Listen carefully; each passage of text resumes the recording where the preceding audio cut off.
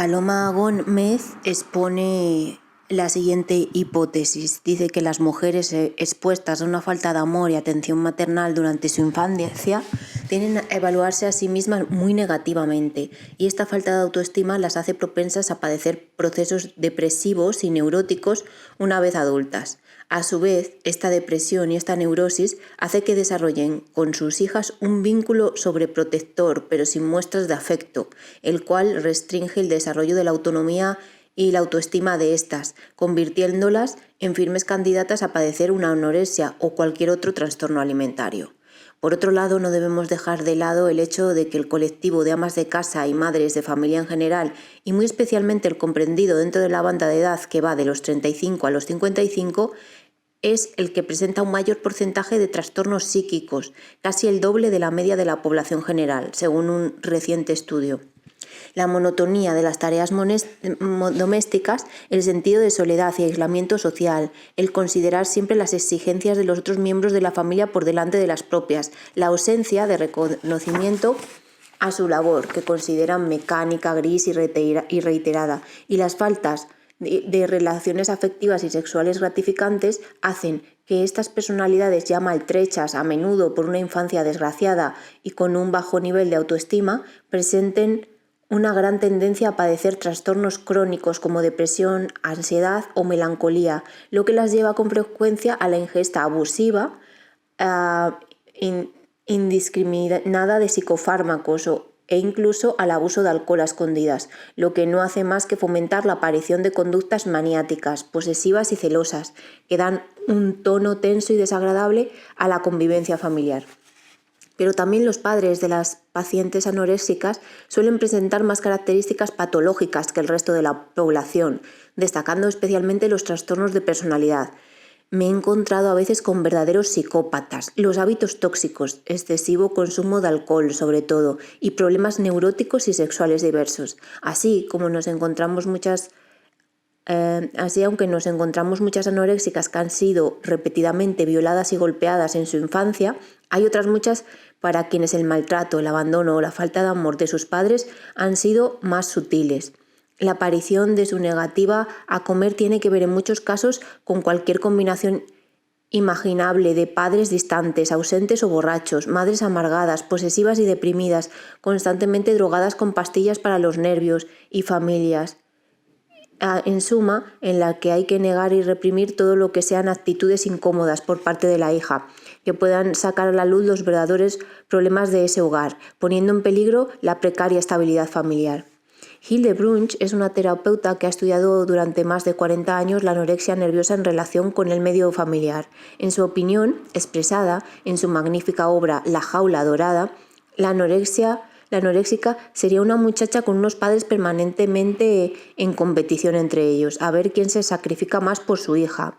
A la vez, este tipo de padres plantean continuamente a la niña unas exigencias muy elevadas, difícilmente alcanzables, especialmente en lo concerniente a su aspecto físico. Todos los miembros de dichas familias han de presentar un aspecto impecable al comportamiento general y al rendimiento, le hace éxitos tanto sociales como académicos. La doctora Brunch describe en estas chicas una sensación paralizante de ineficacia que atribuye al fracaso de estos padres en cimentar la autoestima de las mismas. También destaca el trastorno de la imagen corporal y una cierta incapacidad para interpretar correctamente los propios estímulos corporales, especialmente los concernientes al hambre o a la necesidad nutricional. La falta de autonomía de estas jóvenes y la sensación de que nunca van a colmar las expectativas de sus padres llevaron a Brunch a describirlas como un gorrión en una jaula de oro, que no desea otra cosa que escapar y volar por su cuenta. Me gustaría hacer hincapié en la errónea discriminación de la sensación de hambre que existe en las anoréxicas, es decir, que estas chicas no serían capaces de reconocer ciertas sensaciones que se experimentan normalmente en la privación de alimento. Esto tendría su origen en la primera infancia, básicamente en las primeras situaciones en torno a la alimentación que ponen en contacto a la madre con su hija. Ciertas madres no reaccionan de forma coherente a los estados de privación o saciedad de sus bebés, impidiéndoles así desarrollar una correcta discriminación de sus sensaciones internas de hambre. Como vemos, casi todos los problemas específicos que conducen ulteriormente a la anorexia del adolescente suelen tener su origen en la primera infancia y en ellos intervienen tanto el padre como la madre. Sin embargo, recientemente se empieza a tener en cuenta otro factor prácticamente ignorado hasta ahora, que es el de considerar la aparición de una anorexia como indicador de posibles sospechas de abuso sexual. Esto no es de extrañar, teniendo en cuenta que según datos del Instituto de la Mujer correspondientes al año 2001, el 23% de las españolas ha sufrido algún tipo de abuso sexual antes de los 18 años. En nuestro país, la cifra de abusos sexuales en general ronda el 15% y un niño o una niña de cada 100 sufre maltrato físico y emocional. Dado que los orificios vaginal y anal de las niñas pequeñas son demasiado estrechos para permitir la penetración de un pene adulto sin sufrir un desgarro, lo cual pondría enseguida en evidencia al violador, que suele ser un pariente cercano, cada vez son más frecuentes a estas edades los abusos sexuales por vía bucal, así como he podido comprobar en muchos casos, los vómitos y el rechazo al alimento de la anoréxica son una repetición de las sensaciones de horror vividas al ser víctima de una felación durante su infancia. De hecho, en mis programas para el tratamiento de los trastornos alimenticios, suelo constatar que más de la mitad de mis pacientes anoréxicas han sufrido abusos sexuales durante su infancia, especialmente penetraciones orales. En concreto, 2 de cada 4 mujeres que acuden a mis seminarios sobre anorexia y bulimia han sido objetos de aproximaciones sexuales en su niñez. Más de la mitad son hijas de padres alcohólicos. La mayoría, en suma, provienen de familias muy problemáticas. Sin embargo, ellas y sus familiares siguen considerando que su relación con la comida es el mayor problema. Por otro lado, y a pesar de la creencia generalizada de que el maltrato y los abusos a menores se producen solo en los niveles más bajos de la sociedad, la realidad es que en nuestro país, el 57% de los abusos físicos y psíquicos a menudo tienen lugar en el seno de familias con una disponibilidad económica normal e incluso buena, lo que los sitúa predominantemente en las clases sociales medias y medias altas. Datos sociológicos que concuerdan asimismo con la distribución de la anorexia en estas capas sociales. Según los datos expuestos en la última reunión nacional sobre el maltrato infantil, los casos de abuso sexual a menores se han incrementado en un 35% en el presente año respecto al año anterior. La mayor parte de estos delitos consisten en una agresión sexual ocurrida en el ámbito doméstico, llevada a cabo usualmente por el padre biológico de la criatura. Respecto a la situación de convivencia familiar, en el 51% de los casos del abuso se produjeron en el seno de familias tradicionales, en las que los cónyuges estaban casados. En un 38% el abuso se produjo en casos de padres divorciados. Solo un 6% de estos casos ocurrieron en los hogares de madres solteras o viudas, siendo perpetrados por los compañeros sentimentales de las mismas. Más del 70% de estos casos de violencia doméstica estuvieron motivados directa o indirectamente con la ingesta abusiva de alcohol y el consumo de estupefacientes. En un 36% de los casos, el agresor presentaba problemas psíquicos. Como vemos, el abuso sexual es una realidad dolorosa de nuestra sociedad y hay que empezar a tomar medidas para evitar que las niñas sigan sufriendo en silencio este problema. A la sociedad le cuesta tener que admitir que el sacrosanto hogar no es precisamente el lugar más seguro para muchas mujeres y sus hijas. 1 de cada 4 mujeres es golpeada por su novio o marido y en el 2001, solo en nuestro país, más de 60 mujeres perdieron la vida a manos de sus compañeros y aún se considera que estas aterradoras cifras se encuentran bastante por debajo de la incidencia real, pues otros hechos de violencia doméstica, como por ejemplo el maltrato psíquico de la esposa y las hijas, son más difíciles de registrar. La terapia de la anoréxica, por tanto, debe ir encaminada desde un principio a intentar detectar este tipo de situaciones. La obtención de datos que orienten al respecto resulta a veces ardua, ya que la familia tiende a ocultar ciertas tensiones o comportamientos que no son socialmente aprobados, por lo cual su exploración puede llegar a ser realmente espinosa. Existe una larga tradición de inviolabilidad de la vida privada de la familia que obstaculiza el estudio de sus aspectos más íntimos. No obstante, como terapeutas, no debemos olvidar que es precisamente esta ideología de la intimidad familiar la que sigue silenciando a miles de víctimas de la violencia doméstica. El supuesto de que lo que sucede de puertas adentro no es asunto de la sociedad debe ser rechazado mediante el compromiso de hacer respetar más los derechos individuales o humanos fundamentales. Ningún marido tiene derecho a golpear a su mujer, ningún padre tiene derecho a abusar sexualmente de sus hijas. Las fuentes para la obtención de datos acerca de la situación familiar de la anoréxica, aparte de la paciente misma y los miembros de la familia, se encuentran a veces en otras personas ajenas al ámbito familiar, pero conocedoras del mismo, como pueden ser las profesoras, las amiguitas de la niña, ciertos conocidos, el vecindario, etc. Toda esta información puede resultar contradictoria con los datos obtenidos de la familia misma y así confirmar interpretaciones y, por el contrario, abrir la posibilidad de investigar nuevas perspectivas. Los padres a menudo están a la defensiva, traen consigo cierto miedo cuando vienen a la consulta y a veces sentimientos de culpabilidad concerniente a la enfermedad de su hija. Su reacción varía desde una plena aceptación y comprensión de la actitud inquisitiva que adopta la terapeuta en estos casos de sospecha de abuso sexual hasta una total cerrazón e intolerancia, acusando incluso a la hija de ser una embustera. Curiosamente, es la madre la que intenta convencernos de que las cosas no son como las cuenta la niña, que de siempre ha tenido mucha imaginación. Madre mía. Todo esto advierte del tacto con que debemos indagar en la anorexia la posible sospecha de abusos. La actitud general que debemos adoptar respecto a los padres es la de considerarlos inocentes, mientras no se demuestre lo contrario, evitando así toda manifestación acusatoria o recriminatoria hasta haber aclarado el asunto. Cuando la anoréxica viene por primera vez a la consulta, nos solemos encontrar con una chica aparentemente pasiva, excesivamente tranquila y sumisa, en la que hay que ir tanteando progresivamente la posibilidad de sacar toda su rabia contra esa madre excesivamente controladora y exigente que tan poco amor parece darle y que pretende encubrir las agresiones del padre. Luego habrá que hacer frente a otro monstruo, sacando todo el resentimiento contra el padre perseguidor. En estos casos surgen desde el principio muchos aspectos patológicos, orales y orales sádicos. Cuando por fin conseguimos que nos hable de sus agresiones sexuales por parte de su padre, la niña tiene mucho miedo a enfrentarse a ello y manifiesta una profunda tristeza y un gran sentimiento de soledad y abandono. Si se decide atacar al monstruo, la madre puede repudiarla y abandonarla. De hecho, la madre, cuando esta clase de problemática sale a la luz, intenta llegar a un acuerdo con la terapeuta para arreglar las cosas sin escándalo.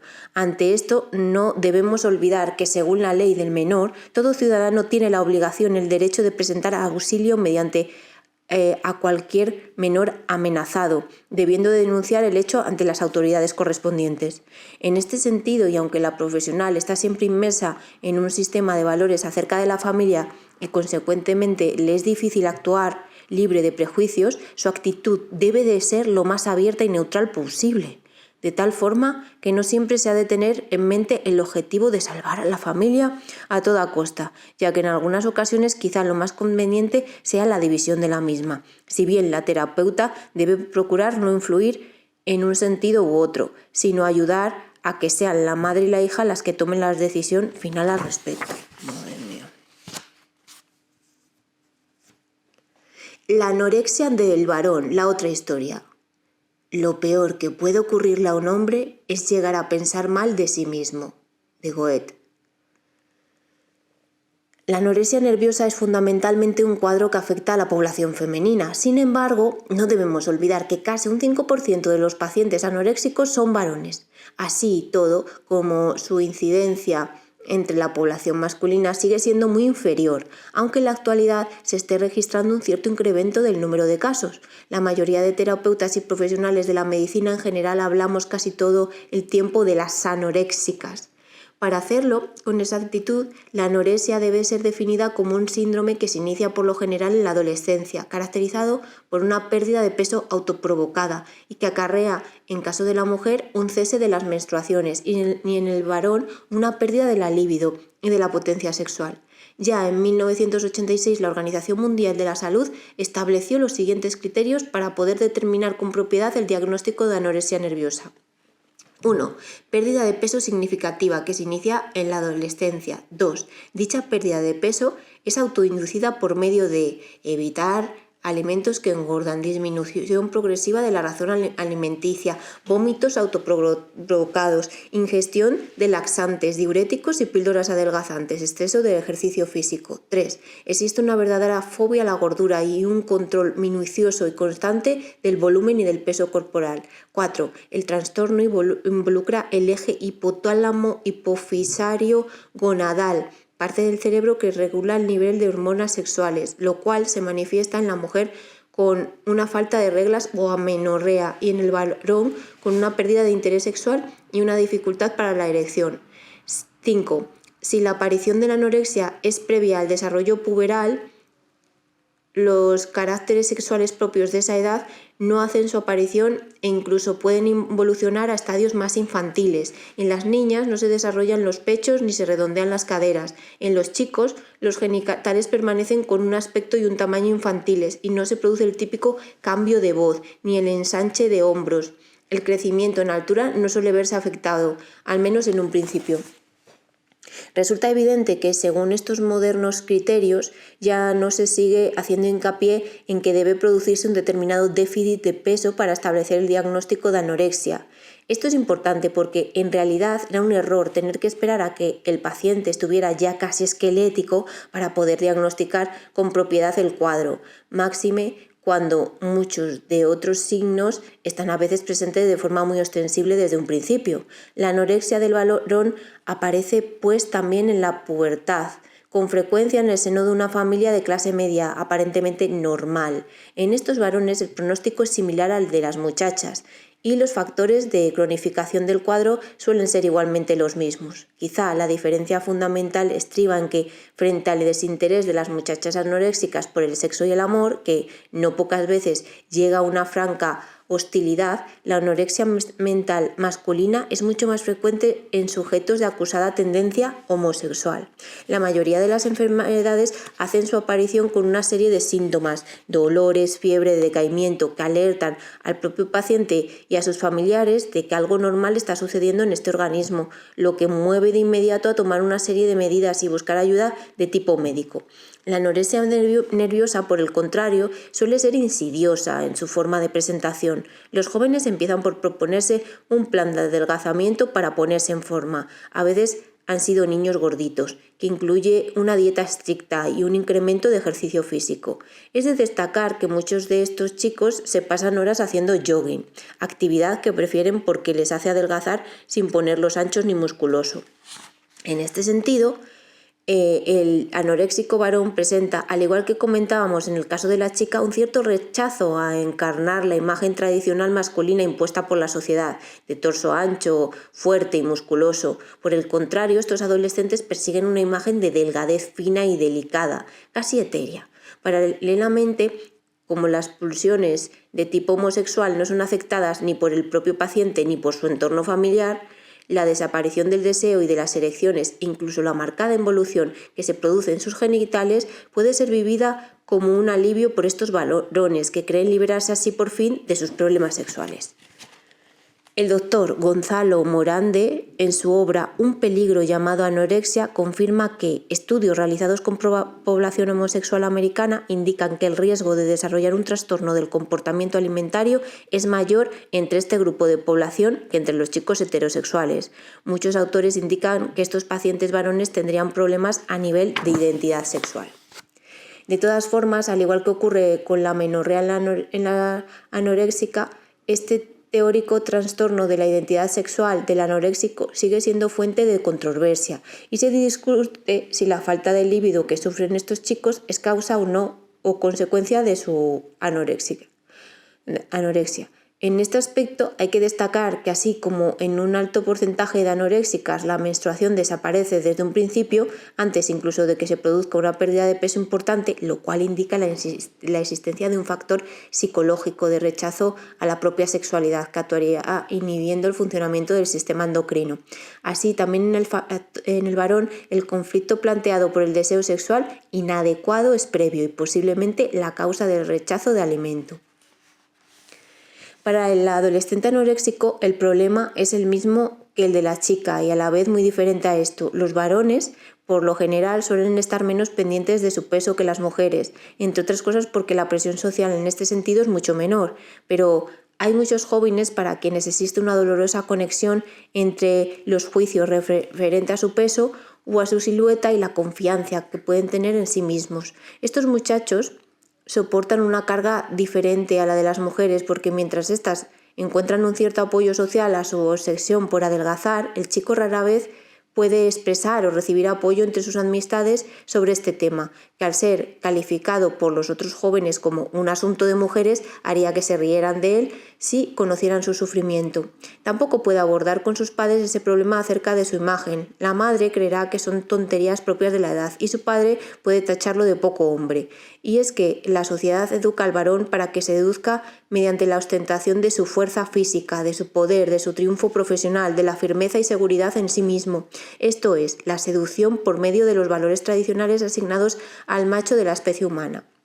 El primer modelo en este sentido para el niño es la figura paterna. El hijo, para imitar a su padre, debe aprender a no expresar las emociones como lo hacen las mujeres, a no ser subjetivo, cercano ni tierno como ellas, sino razonable, objetivo, lejano, fuerte y firme. Debe buscar proteger y no ser protegido, mantener el tipo con entereza de carácter en todo momento, no descubriendo sus debilidades ni sus miedos e inseguridades. Cuando el chico adolescente se ve incapaz de ostentar ninguno de estos valores, suele recurrir a la seducción por la belleza, como lo hace la mujer. A ellos como a ellas, concentrarse en el rechazo de la comida les sirve para escapar de otros problemas subyacentes, la falta de confianza en el entorno y la falta de verdadera intimidad con otro ser humano, pues ni sus padres ni sus hermanos comprenden su dilema. La sensación de soledad y aislamiento es a veces tan intensa que la extrema delgadez es la única manera de llamar la atención sobre la grave crisis que atraviesan. Sin embargo, como ya afirmaba Jacques Lacan, el conflicto en realidad nada tiene que ver con la comida, aunque el anoréxico intente convencer al profesional, a veces con éxito, de que su problema sea enfocado y tratado como una fobia o una adicción en relación a la alimentación, sino que se trata de una crisis en relación con lo imposible de decir. El sujeto se torna esclavo de su no decir. En un momento privilegiado de la cura, estos pacientes descubren asombrados que su angustia en realidad nada tenía que ver con la comida. La falta de comunicación de estos jóvenes con ellos mismos y con los demás es tal que para muchos terapeutas, más que el restablecimiento del peso corporal, lo más urgente es el inicio de un diálogo con estos pacientes, como confirman los psicoterapias Marcelo Heirer y Celia Miller en su obra Anorexia, deseo de nada. Tan necesario como el pan que satisface el hambre del cuerpo, es necesario el pan del amor, del cariño, de la compañía, del diálogo y la escucha. Ante la dureza y la lejanía del padre, el adolescente empieza a rechazar el alimento material que éste le proporciona, a la vez que tiende a buscar en otros hombres el calor afectivo que su padre no ha sabido darle. En este sentido, son frecuentes las fantasías de tener aventuras sentimentales con hombres mayores, más fuertes y poderosos. En este caso, la terapia debería ser siempre llevada a cabo por un varón que sustituya la figura paterna y que sea capaz de trabajar con el chico el hallazgo de su identidad masculina, la cual no tiene por qué ajustarse a la que su padre desearía. En ocasiones, la aparición de la anorexia se asocia con una serie de acontecimientos que imponen un estrés de por sí, tales como la primera relación heterosexual, que suele ser insatisfactoria y no hace más que confirmar las sospechas del joven acerca de su falta de masculinidad. Un examen importante, un ritmo exhaustivo de trabajo y estudios, debido en muchos casos a las altas exigencias impuestas por este tipo de padres, o con un periodo de deterioro psicológico adicional en circunstancias que ya provocaban una ansiedad de base, como por ejemplo las disputas que empiezan a surgir entre los padres acerca de las rarezas y manías de su hijo. El sentimiento de ser diferente, de no ser comprendido por los demás, la reducción de los centros de interés previos, la ocultación de su problema incluso a sus mejores amigos, la evitación de situaciones donde la opción sexual tenga que ser revelada con claridad, la automarginación relativa de quien sabe que los demás lo consideran raro, la alarmada susceptibilidad especialmente referida a su problema central y de la que no pueden desprenderse. Todos esos y muchos otros factores contribuyen a su retraimiento social. Cuando este aislamiento se hace más intenso, en parte determinado por su propio comportamiento, el chico vive y sufre las consecuencias del mismo, sintiéndose rechazado y marginado, empeorando su imagen, deprimiéndose, es decir, entrando en una evidente situación de círculo vicioso. Es curioso constatar cómo durante los primeros siglos cristianos se popularizó la creencia de que algunos dioses paganos habían pasado a formar parte de las huestes de Satán y se parecían a los monjes célibes para atormentarles sexualmente. La ingenuidad de algunas de estas historias las hace doblemente reveladoras. Así, San Jerónimo, al escribir la vida de San Pablo, el primer ermitaño, nos narra que San Antonio quiso ir a conocer a San Pablo, pero durante su viaje por el desierto fue tan duramente acosado tanto por el dios Pan como por el mismo Dionisos, que no mostraron temor ni aun frente al signo de la cruz que el santo varón les hacía. Que hubo de desistir de su propósito y volviéndose hacia Alejandría, dicen que gritó mientras golpeaba la tierra con su báculo: «¡Maldita seas tú, ciudad de prostituidos!».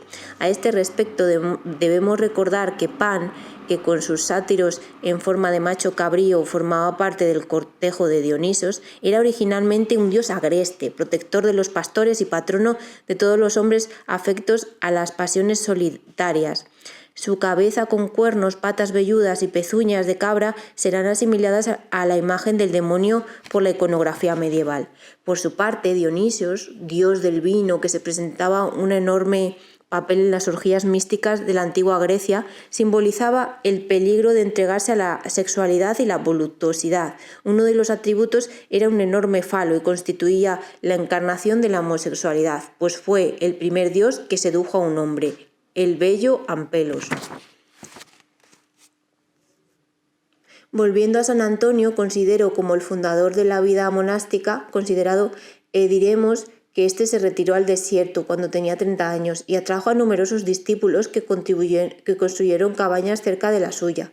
En sus escritos nos cuenta cómo desde un principio Satán intentó tentarle enviándole por la noche demonios en forma de hermosos muchachos lascivos.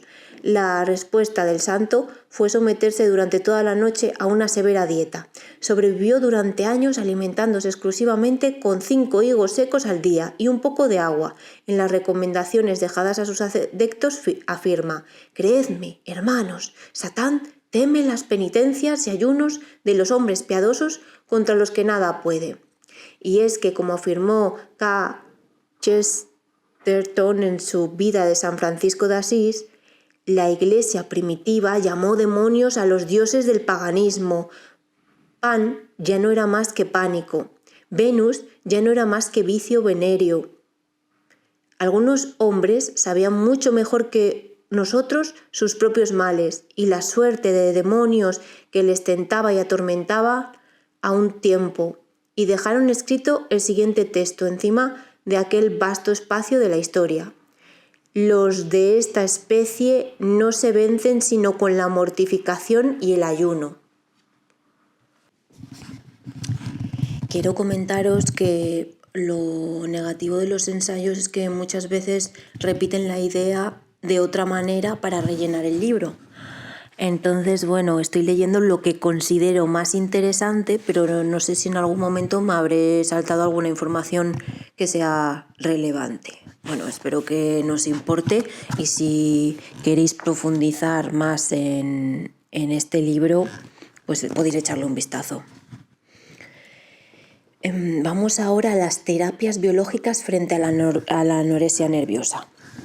Desde el punto de vista de las terapias biológicas, la enfermedad, en este caso la anorexia, y aunque pueda parecer extraño, no es siempre un proceso negativo. La enfermedad no es opuesto a la salud. Sus síntomas ponen de manifiesto con frecuencia que hay circunstancias en nuestra vida que deben ser modificadas si queremos conservar la salud. En concreto, la anorexia de la adolescente indica que hay un entorno familiar que va por mal camino, que es necesario cambiar y que el equilibrio psicológico de la chica no puede seguir aguantando dicha dinámica parental. No intentemos acallar con tratamientos farmacológicos lo que este joven organismo está intentando decirnos. Su supervivencia está en juego. El grupo de medicinas denominadas biológicas o naturales, también llamadas medicinas blandas porque no son agresivas, como sí lo es el medicamento químico, aunque no por ello dejan de ser menos efectivas. Comprenden terapias muy diversas, como son la dietética, fitoterapia, homeopatía, acupuntura, hidroterapia. Todas ellas comparten una serie de principios que podrían resumirse en los siguientes puntos. 1. Considerar el organismo humano como un todo integral y no dividido en diversos sistemas. Cuando se altera una parte, se altera el conjunto. 2. Aplican técnicas basadas en la propia naturaleza, no agresivas para esta y carentes, en consecuencia, de cualquier efecto secundario nocivo. 3. Tienen en consideración tanto la propia fisiología como la propia energía vital de cada organismo, actuando en concordancia con los métodos defensivos naturales. 4. Coinciden en el concepto de terreno, esto es, la predisposición que tiene cada persona a padecer determinado tipo de enfermedad o dolencia. En este sentido, los modernos estudios genéticos han venido a dar la razón a este viejo axioma de la medicina naturalista, que siempre ha sostenido que todos nacemos ya con ciertas predisposiciones, las cuales, sin embargo, pueden ser contrarrestadas con la vida y una alimentación sanas y adecuadas. La dietoterapia es la parte de la medicina que estudia la alimentación y nutrición del ser vivo. La nutrición se define como el resultado de un conjunto de fuentes armónicas y solidarias entre sí y que tiene como objeto mantener la integridad normal de la materia orgánica y asegurar la supervivencia. En la nutrición debemos considerar 3 etapas: alimentación, metabolismo y excreción. Alimentarse es el acto fisiológico de comer los distintos alimentos que contienen los nutrientes necesarios para el mantenimiento de la vida. Componen estos nutrientes las proteínas, los hidratos de carbono, las grasas, las vitaminas, las sales minerales, las enzimas, los oligoelementos, los aminoácidos esenciales, los fermentos y la fibra vegetal. Por tanto, una primera parte de la que se ocupa la dietoterapia es el estudio de las propiedades, la composición y la acción terapéutica y preventiva de los distintos alimentos. La medicina oficial actual parece haber olvidado esta parcela tan importante. Un amplio sector de la clase médica desconoce por completo la acción curativa de los distintos alimentos y la importancia de ingerir una nutrición integral, equilibrada y desprovista de tóxicos para preservar la salud física e incluso psíquica. La doctora suiza Catherine Kouzmine, una de las grandes nutricionistas de este siglo, descubridora de la importancia de los ácidos grasos insaturados, así como de ciertos oligoelementos esenciales como el zinc o el magnesio, pudo verificar muchas veces a lo largo de su dilatada experiencia profesional el efecto tanto curativo como preventivo de una nutrición equilibrada en relación a multitud de enfermedades, incluso el cáncer. Desde que comprendí cuánto se había apartado el ser humano de una alimentación normal y sana, que era la de nuestros antepasados de antes de la era industrial, y pude llevar sistemáticamente a mis pacientes a las costumbres alimentarias de antaño, he comprobado que con esta medida prácticamente todas las enfermedades crónicas experimentan una espectacular mejoría. Por otro lado, la doctora Kouzmine también hace hincapié en que cada uno de nosotros debe comprender que solo puede contar en realidad consigo mismo, que cada cual es responsable de su persona y que el cuerpo de que disponemos debe de ser gestionado como cualquier otro bien. El conocimiento de uno mismo integra todos los dominios de la vida, incluyendo el campo alimentario. Asimismo, opinó con ella que cualquier cambio en torno a la alimentación debe inscribirse en el marco de una actitud psicológica nueva, la de la revolución interior. Y es que hay un lazo poderoso entre nuestra manera de vivir y nuestra concepción del mundo, por una parte, y la calidad y cantidad de los que ingerimos, por otra. El alimento se entiende en este caso en un sentido muy amplio: comidas, bebidas, así como también aire, sonidos, imágenes, pensamientos. Así, no hay felicidad sin conocimiento de uno mismo y no existe conocimiento propio sin, entre otros aspectos, una alimentación adecuada. Entre todas las actividades humanas hay 2, a mi parecer, que condicionan fundamentalmente el futuro de la humanidad: la educación y la forma de alimentarse. Son 2 de las funciones más nobles y más estratégicas. De los educadores y de las madres de familia dependerán los caminos que elijan la especie humana. Tanto los educadores como las madres, si son benévolos, darán a los niños y niñas los medios para convertirse en verdaderas personas adultas, es decir, un cuerpo sano, una mente sana, un discernimiento claro de sus verdaderas necesidades. Y recordemos que educar proviene de la palabra latina educere, conducir fuera de. Una educación alimentaria adecuada conduce a menudo fuera de los caminos trillados, de las costumbres monótonas y reflexivas. Igual que en todos los otros campos, hay que liberarse de los condicionamientos culturales que encorsetan nuestra libertad. Fitoterapia, homeopatía y flores de Bach. La fitoterapia o tratamiento de las enfermedades por medio de las plantas medicinales existe desde que la mujer, más en contacto con la naturaleza vegetal desde los primeros tiempos, fue observando y experimentando los efectos positivos de determinadas plantas sobre la salud humana. Se han encontrado documentos que atestiguan el uso de las especies vegetales medicinales desde la antigüedad, y así el papiro de Ebers nos muestra cómo ya en el año 1500 a.C.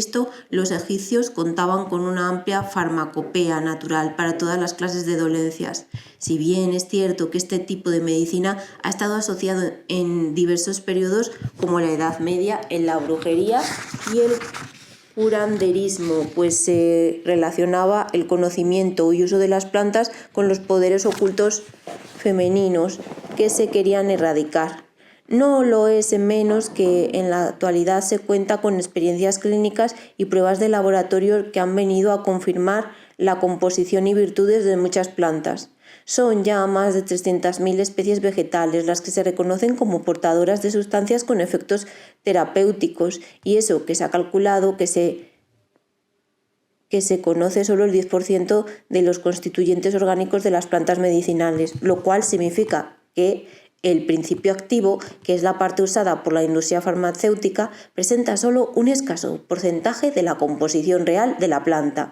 Hay que resaltar que la mayoría de los medicamentos están formados principalmente por principios activos obtenidos del mundo vegetal. Sin embargo, entre los constituyentes normales de una planta medicinal puede existir otros principios activos que completan la acción de aquel, así como sustancias auxiliares que hacen que el efecto total de la planta sea muy distinto del que ejercen por sí solo el principio activo extraído por la industria farmacéutica. Para decirlo con otras palabras, no es lo mismo tomarse un zumo de naranjas recién exprimidas que ingerir un comprimido de vitamina C extraída de dicha fruta.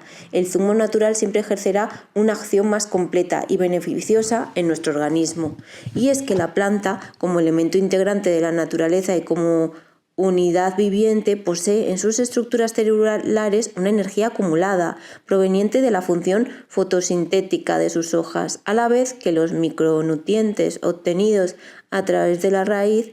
Las otras ventajas del empleo de las plantas medicinales son: 1. Su acción es lenta y moderada y, en principio, no dan lugar a ninguna clase de intolerancia por parte del organismo. 2. No existe riesgo de habituación tan frecuente con algunos medicamentos.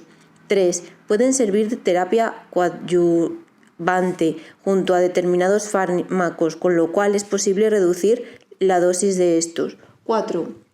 Además, el empleo de plantas medicinales asegura la no acumulación de principios activos en el cuerpo, tantas veces constatado en el caso de los medicamentos preparados de forma sintética. Por el contrario, el empleo habitual de medicamentos tiene en casi todos los casos un efecto colateral potencialmente peligroso, que a veces llega a ser muy dañino e incluso irreversible. La acción del fármaco es rápida y de efecto aparentemente superior al de la planta natural, pero esto a veces es una desventaja, ya que el curso de las diversas enfermedades debe respetarse de acuerdo con las leyes marcadas por la propia naturaleza. El fármaco además supone siempre la ingestión de una sustancia extraña al organismo, y para eliminarla es preciso sobrecargar el hígado y los riñones. El aumento exagerado del número de productos farmacéuticos y del consumo indiscriminado que de ellos hace la población está originando la aparición de frecuentes interacciones farmacológicas inadecuadas, así como el numeroso caso de iatrogenia, palabra que hace mención a la reacción adversa desencadenada por un medicamento en el organismo. Para resolver este estado de cosas, la industria farmacológica debería dedicarse más al estudio detallado y sistemático de todos los remedios vegetales ya en uso, así como a la investigación de cientos de plantas que, aunque hasta ahora no hayan sido utilizadas para tal fin, también podrían empezar a resultar útiles. En este sentido, es imprescindible la cooperación entre la medicina ortodoxa y la medicina biológica.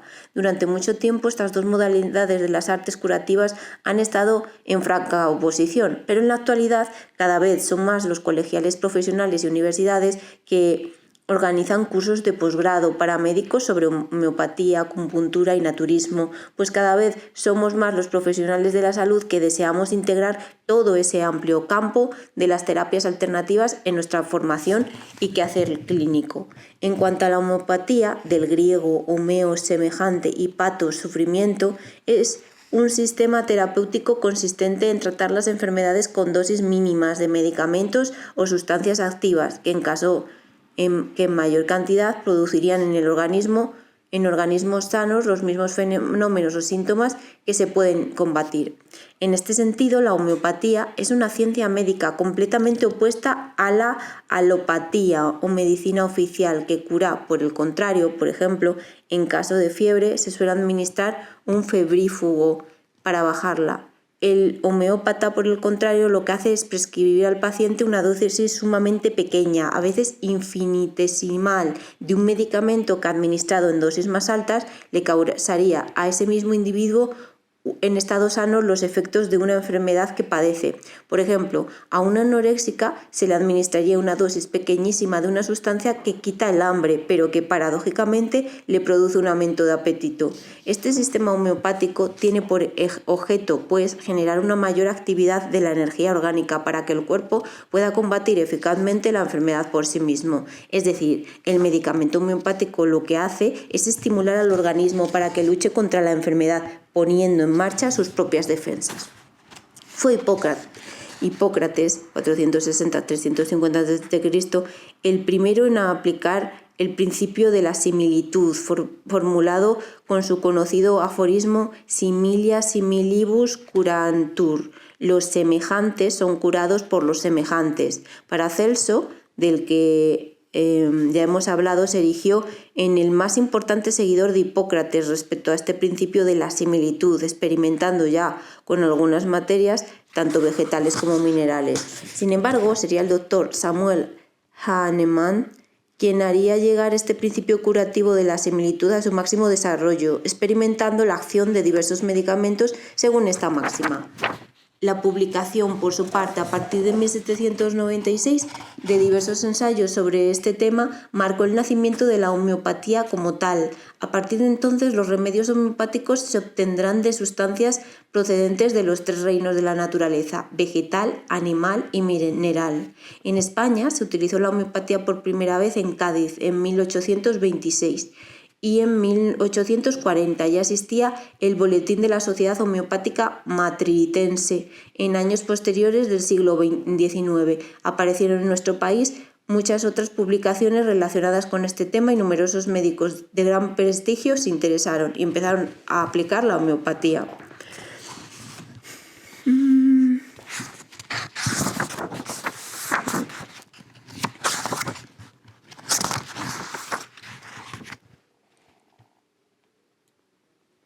Los primeros indicios. Prevención de contagios. Todo lo que puede hacer una madre. Cualquier adolescente que sufre de modo pleno las profundas modificaciones biológicas y psicológicas que acarrea la pubertad puede ser un candidato o candidata a desarrollar una anorexia. Ahora bien, no olvidemos que no todos los chicos y chicas obsesionados por adelgazar a esta edad van a desarrollar una anorexia. El cuadro requiere para su génesis la coexistencia de una serie de factores, tanto internos a la propia personalidad individual como externos, dependiente del ambiente familiar y social. Desde la perspectiva de mis largos años de experiencia clínica, la existencia de unas relaciones interpersonales conflictivas entre el adolescente y sus padres será el factor precipitante principal que determina la aparición de una anorexia. Esta mala convivencia crónica deberá poner ya sobre aviso a muchas madres que, sin embargo, a veces no quieren ver lo que tienen ante sus mismos ojos. En cientos de ocasiones me he encontrado con que existe una gran hostilidad e incomprensión por parte de toda la familia y especialmente de la madre hacia la paciente. Hay también un gran porcentaje de casos iniciados tras la experimentación real o subjetiva de algún tipo de fracaso personal, fracaso que puede estar referido al rendimiento académico. Los padres de la anoréxica suelen someter a estas chicas a una presión psicológica implacable para obtener las mejores notas, a la práctica de algún deporte o afición, las relaciones personales, al desencanto por un primer encuentro sexual, etc. Las madres deberían observar también las relaciones de sus hijas e hijos con la gente joven de su edad. Por regla general, ya antes de que la anoréxica se haga patente, la anorexia, ha existido un progresivo aislamiento y alejamiento del grupo habitual de amistades con el que él o la paciente confiesa no conectar demasiado en los últimos tiempos. En general, estos chicos y chicas nunca suelen ser muy populares ni se sienten muy integrados entre sus compañeros, debido a que, sobre todo las chicas, son más serias y maduras de lo normal y al ser inteligentes y estudiosas son consideradas como unas empollonas, y dentro del modelo de socialización que se impone aún a las mujeres, este tipo de características no son valoradas ni apreciadas. El sentirse excluidas y diferentes del resto de las chicas de su edad hace sufrir mucho a estas adolescentes, que se cierran en sus cuartos de estudios y en su mundo, lo cual favorece el desarrollo de la anorexia. En cuanto a sus relaciones con los chicos, estos valoran muy negativamente la actitud poco femenina de este tipo de jovencitas, y aunque contactan con ellas para que les presten los apuntes o para reunirse a estudiar, nunca las invitan a salir, pues no las encuentran atractivas.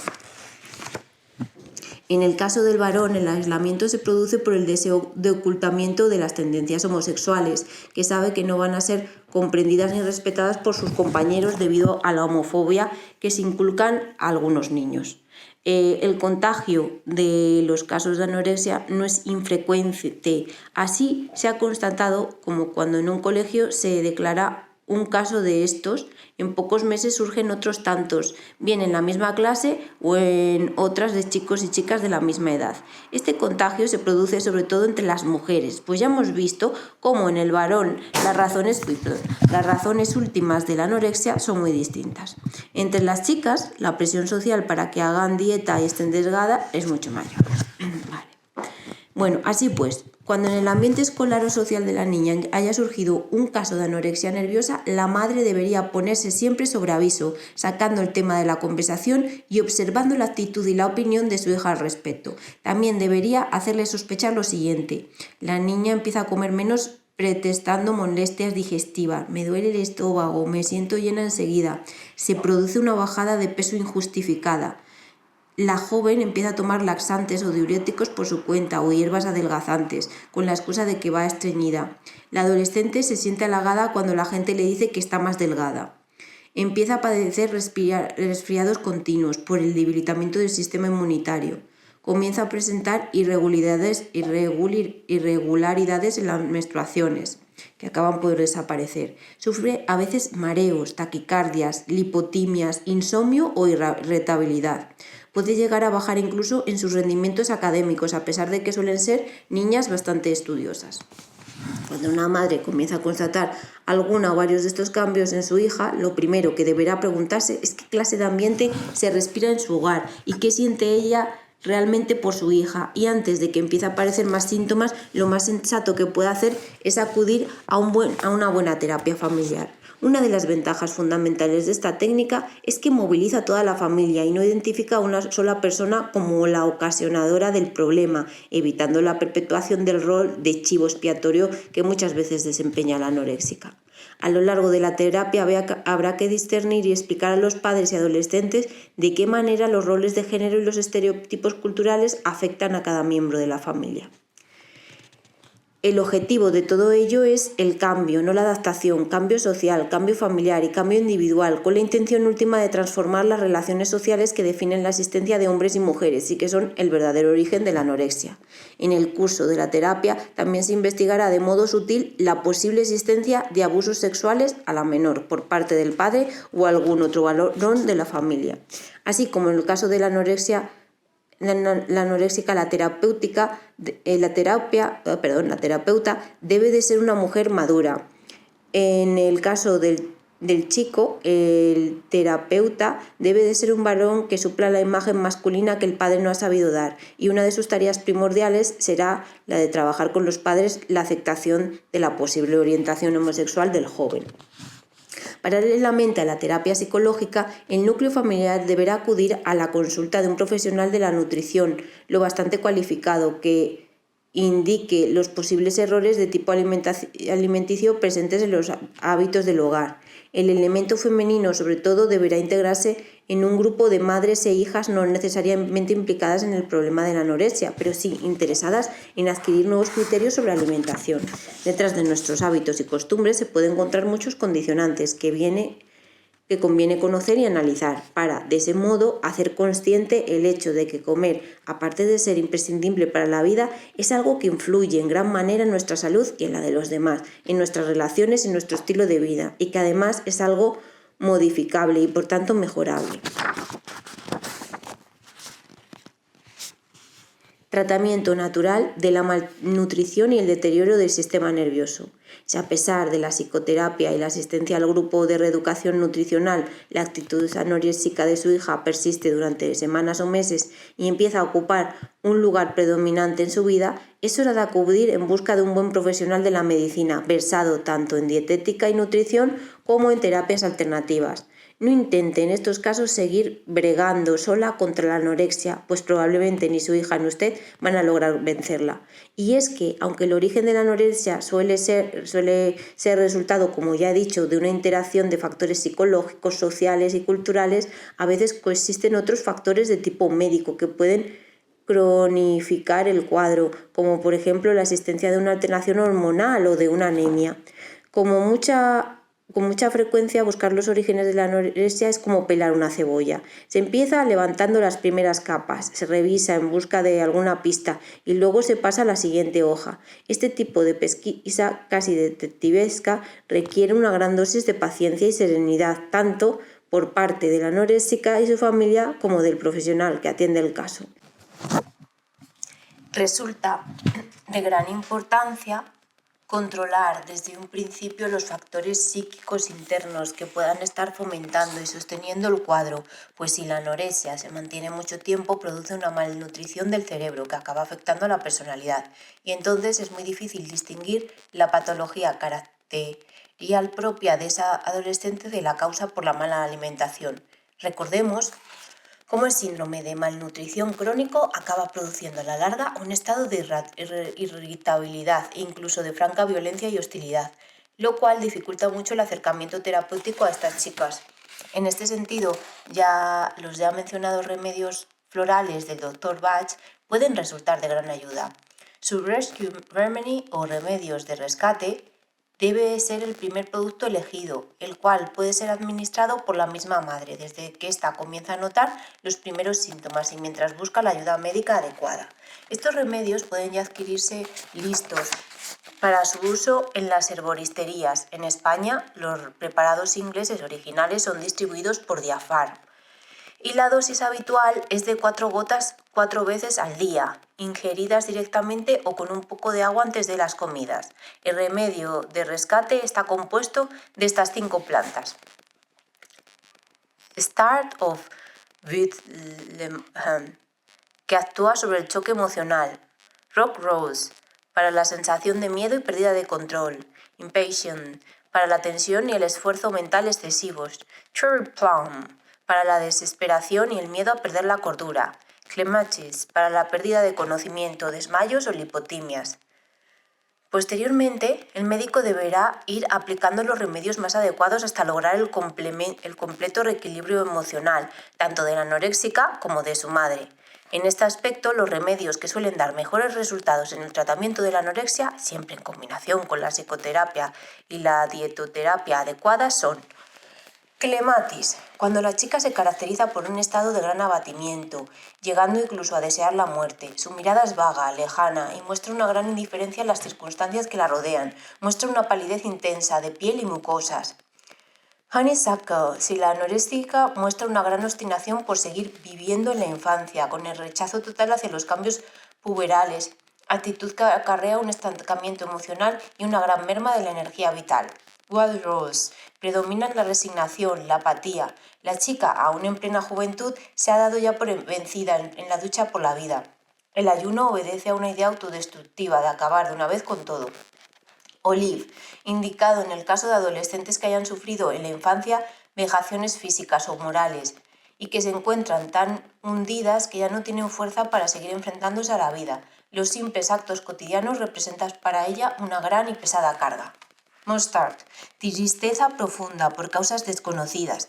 A veces a estas chicas les es imposible hallar una explicación a sus accesos de melancolía y a su actitud autodestructiva, aunque un estudio más profundo suele desvelar cómo en estos casos suele haber recuerdos infantiles muy traumáticos y dolorosos, como por ejemplo una agresión sexual por parte del padre o un hermano, que han quedado relegados en el inconsciente.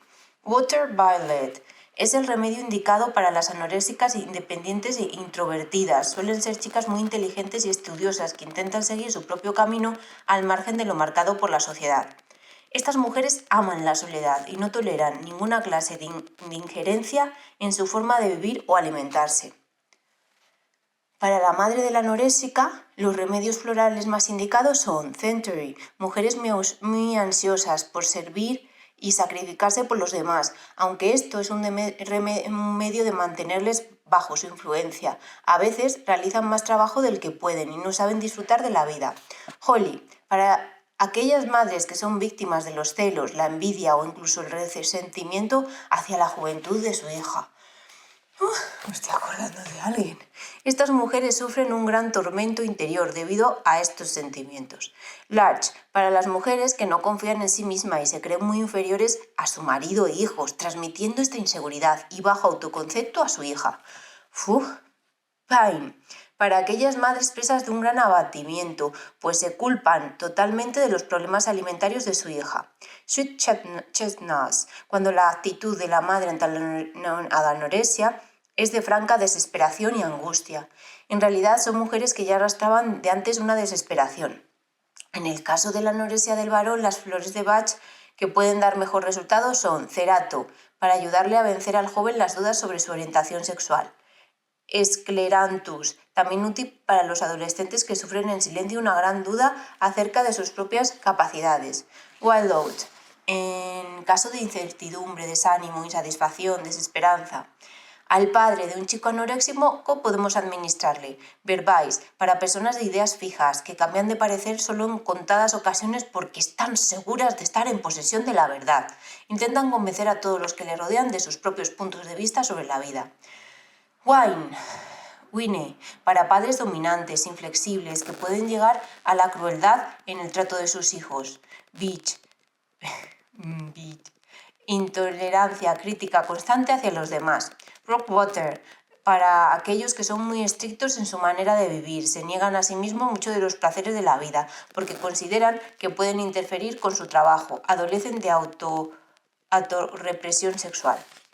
Todos estos remedios florales mencionados carecen por completo de efectos indeseables. Sus dosis y formas de ingestión será siempre determinada, en último término, por el criterio de un buen profesional de la medicina versado en estas terapias. Su elección adecuada puede proporcionar resultados positivos francamente rápidos y espectaculares.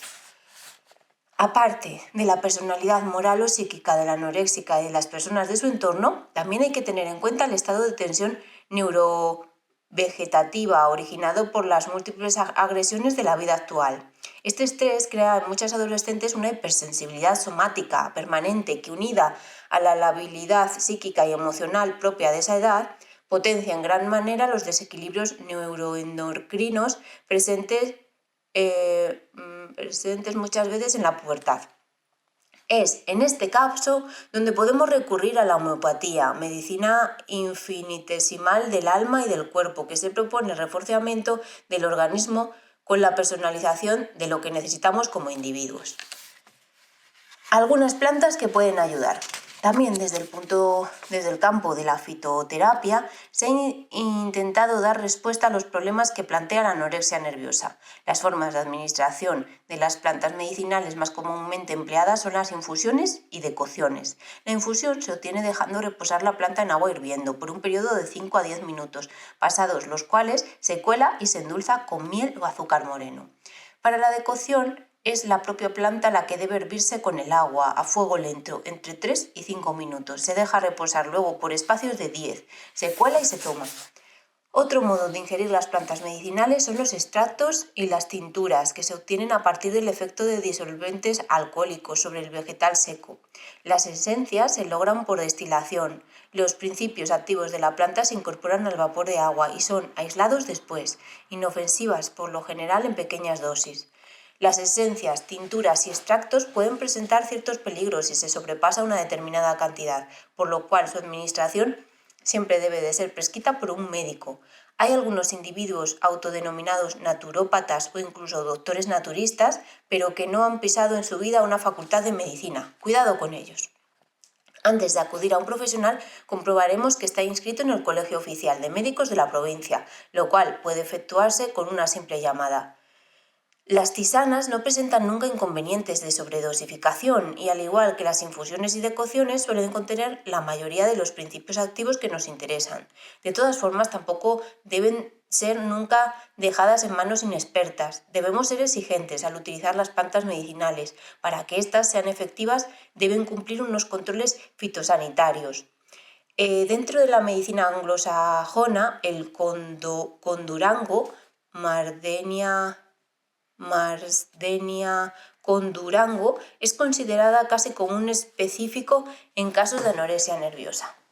De este arbusto, procedente de Ecuador y de Perú, se utilizan la corteza y la raíz que estimulan y normalizan el funcionamiento del aparato digestivo, promoviendo de forma natural el apetito y la mayor asimilación del alimento. Se prepara hirviendo 2 cucharadas soperas de raíz en un cazo de agua durante 10 minutos, pasados los cuales se deja en maceración 12 horas. Se cuela exprimiendo y se toman 2 o 3 cucharadas de dicho preparado al día, media hora antes de las comidas. En caso de emplear extracto fluido, se toman 20 gotas en un poco de agua antes de cada comida. El sello dorado Hydrastis canadensis es una pequeña planta procedente de los bosques de Canadá, cultivada desde hace algunos años en Estados Unidos con fines medicinales. Es un buen estimulante del apetito y normaliza el funcionamiento de estómago e intestinos. También ejerce una acción beneficiosa sobre el aparato reproductor femenino, actuando tanto sobre el eje hipotalámico hipofisario como localmente sobre útero y ovario. La decocción de su raíz, tomada a razón de 2 o 3 tazas al día, refuerza y tonifica el sistema nervioso y asegura, por acción indirecta, la correcta nutrición de todas las células nerviosas del organismo. Actúa como tónico y reequilibrante en los casos de agotamiento nervioso, tras las enfermedades debilitantes y en todas las manifestaciones de la anorexia nerviosa. Enriquece la sangre con principios nutritivos, mejora la circulación, regula el funcionamiento neuroendocrino y previene el estrés en caso de estudios o trabajos excesivos y extenuantes. En nuestro país es más fácil obtenerlo en las herboristerías en forma de extracto fluido, que puede tomarse a razón de 10 gotas diluidas en un poco de agua después de las comidas, 4 veces al día, o bien en forma de 5 gotas diluidas en un poco de agua cada 2 horas a lo largo de todo el día. En el ámbito de la tradición mediterránea, el Alloba Trigonella Phoenugraecum es sin duda el primer elemento de toda cura emprendida para mejorar el estado nutritivo y la función asimilatoria. Aparte de estimular el apetito y hacer ganar peso, otro aspecto que asimismo toma en cuenta la fitoterapia es cómo el modo de vida y la alimentación repercuten sobre la regulación endocrina que ejerce el eje hipotalámico hipofisiario. Desde mi dilatada experiencia clínica debo insistir una vez más en los trastornos neuroendocrinos que afectan a los adolescentes en una sociedad desadaptada y antinatural como la nuestra. Recordemos de capítulos anteriores cómo la función genital y el nivel hormonal están determinados por una cascada de estímulos que descienden del hipotálamo a la hipófisis, sí, y de aquí a los órganos genitales tanto femeninos como masculinos. El hipotálamo, unido a la corteza cerebral y sede del centro del apetito, recibe asimismo continuamente las informaciones e incitaciones del mundo exterior, procesando muchas de las emociones y estímulos que recibe como verdaderas agresiones. Así, no es de extrañar que tanto el aparato genital como el nivel hormonal de hombres y mujeres sufran con extrema frecuencia trastornos funcionales, muy especialmente durante la pubertad, edad en que las agresiones físicas, psíquicas y emocionales pueden tener una repercusión inmediata a estos niveles. Bajo el efecto de una emoción aislada lo suficientemente intensa o baja, la influencia de conflictos repetidos, el dicencéfalo puede perturbarse, afectando esto a su vez al comportamiento sexual y a la actitud frente al alimento. También el exceso de estudio y el estrés a que se ven sometidas muchos jóvenes pueden provocar reacciones patológicas en el sistema neuroendocrino. En este aspecto, una planta como la avena sativa puede ser de gran ayuda. Sus semillas y hojas son remineralizadas, tónicas y reequilibran tanto el sistema nervioso en general como el funcionamiento interno de numerosas glándulas, entre ellas el tiroides. A juzgar por la fortaleza y corpulencia de los granjeros escoceses y escandinavos que se vienen sirviendo de este vegetal desde hace mucho tiempo como base de su alimentación, no cabe duda de que la avena posee notables cualidades nutritivas que han sido comprobadas asimismo experimentalmente a nivel de laboratorio y ensayos clínicos. Así, en este cereal se han hallado numerosas sales minerales, sodio, potasio, hierro, calcio, magnesio, además de las vitaminas A, B1, B2, PP, E y D.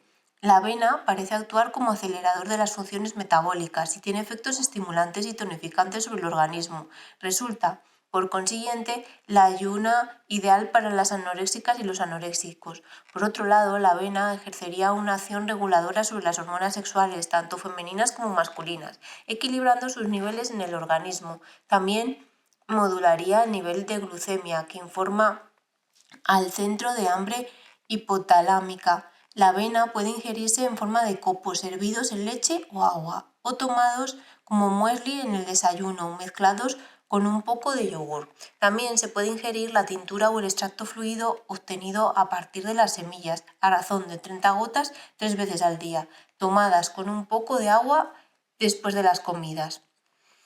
Otra planta que puede ser administrada a las adolescentes en cuanto empiezan a mostrar los menores síntomas de anorexia nerviosa es la salvia, Salvia officinalis, especie vegetal ya conocida desde antiguos por sus propiedades estimuladoras del apetito y reguladoras del funcionamiento psíquico y uteroovárico de la mujer. Es una planta estrogénica que contiene una gran cantidad de sustancias muy parecidas a las hormonas femeninas. Al tratarse de hormonas vegetales, no sustituyen sino que equilibran en su nivel y función a las producidas por las glándulas sexuales. Por esta acción fitoestrogénica, la salvia no debe administrarse ni al varón anoréxico ni en el caso de sospecha de embarazo. Este vegetal, que solo debe consumirse en forma de infusión, nunca en forma de extracto o su esencia, se prepara vertiendo una cucharada sopera de hojas por taza de agua hirviendo y dejando reposar 10 minutos. Se toman 3 tazas al día. También podemos adquirir comprimidos de salvia prensada, de los que se administrarán 2 después de cada comida.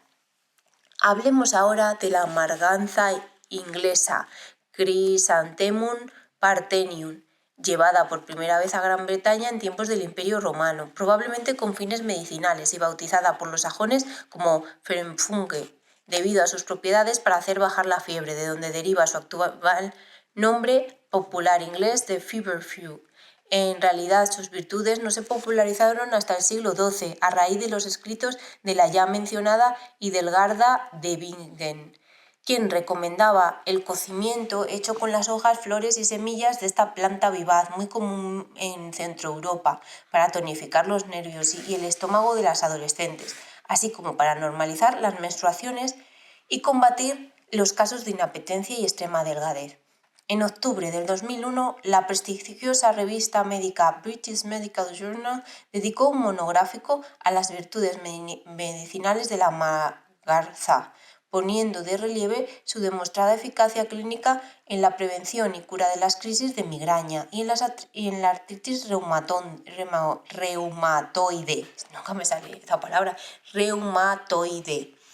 Al parecer, su acción deriva de su influencia sobre el nivel de prostaglandinas, unas sustancias que regulan los procesos dolorosos inflamatorios, así como del nivel de serotonina en el cerebro, lo cual influye en los procesos psíquicos y en el estado de ánimo. En España es difícil obtener la planta suelta, pero puede comprarse en las herbolisterías en forma de cápsulas o comprimidos, que pueden tomarse a razón de 2 después de cada comida con una infusión de salvia, lo cual regula la menstruación irregular de las anoréxicas, así como su inapetencia y el estado de irritabilidad. Una acción parecida a la salvia y a la magarza en la mujer pueden conseguirse en el caso del varón anoréxico con el popular romero, una planta muy común en nuestros campos que ejerce una acción tónica sobre casi todos los órganos y glándulas del organismo, estimulando y reequilibrando el centro del apetito y el sistema nervioso. Se suele tomar en forma de infusión tras las comidas, hirviendo 5 minutos una cucharada de hojas en un tazón de aguas y previene el agotamiento nervioso, la astenia y la anorexia de adolescentes, muy especialmente si se ingiere junto a la avena sativa. El empleo de todas estas plantas es perfectamente compatible con la administración de un tratamiento homeopático en las flores de Bach, cuya acción refuerzan. Por supuesto que la fitoterapia no sustituye ni evita el tener que acudir a una psicoterapia familiar ni a un programa de reeducación alimenticia, pero en conjunción con todas estas técnicas terapéuticas acelera en gran medida el proceso de recuperación de peso.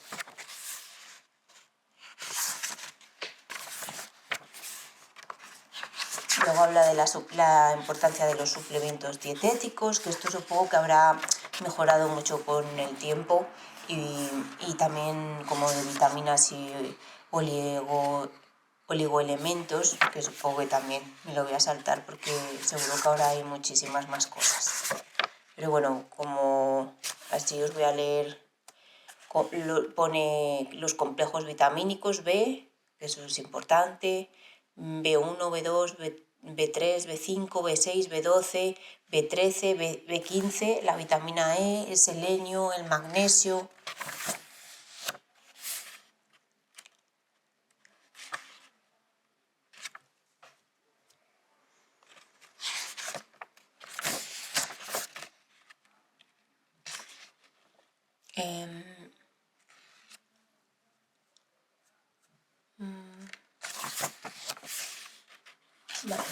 Y os voy a leer los libros especialmente recomendados para el grupo de madres e hijas, para terminar esta lectura. He aquí una colección de títulos que madres e hijas pueden disfrutar y comentar juntas. Yo vencí a la anorexia, de Álvarez N. Vencer la anorexia y la bulimia, de Apostolides M. Santas improbables, revisiones de mitología cristiana en autoras contemporáneas, de Bastida Rodríguez P. Anorexia y bulimia, guía para padres, educadores y terapeutas, de Calvo Salgado. Nutrición y dietética, de Cao Torija. Riesgo y prevención de la anorexia y la bulimia, de Cervera M. Hadas y brujas, la reescritura de los cuentos de hadas en escritoras contemporáneas, de Domínguez García B. Principios fundamentales de dietética y nutrición, de Chustezo A. Por su propio bien, de Ehrenreich B. Dietética práctica, de Gómez Recio. No culpes a mamá, de Kaplan. El sentido del sexo, de Kaplan. Adiós, bella durmiente. Crítica a los mitos femeninos, de Kolbench-Lang. Cómo obtener una mentalidad abierta, de Langer. Dietética y dietoterapia, de Larrañaga. La nueva revolución dietética, de Lope de Vega. Ser mujer, un viaje heroico, de Murdoch. La hija del héroe, de Murdoch. Manual de ginecología natural para mujeres, de Nissin. El lenguaje del cuerpo, de Peace. Ser mujer, el fin de una imagen tradicional, de So, Nuevos amores, nueva familia, de Sabater, Revolución desde dentro, de Steinen, La psicología del cuerpo femenino, de Husserl, El mito de la belleza, del Wolf, Ser mujer, de Woodman. Un abrazo muy fuerte a todas y a todos y espero que este libro haya podido ayudar un poquito.